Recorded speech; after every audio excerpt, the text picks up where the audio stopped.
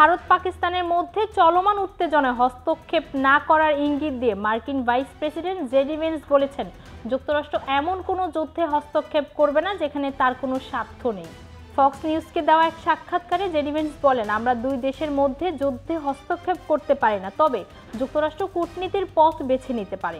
যুক্তরাষ্ট্রের সক্ষমতা সম্পর্কে এক প্রশ্নের জবাবে তিনি বলেন, তার দেশ ভারত ও পাকিস্তানকে উত্তেজনা কিছুটা কমাতে উৎসাহিত করার চেষ্টা করতে পারে।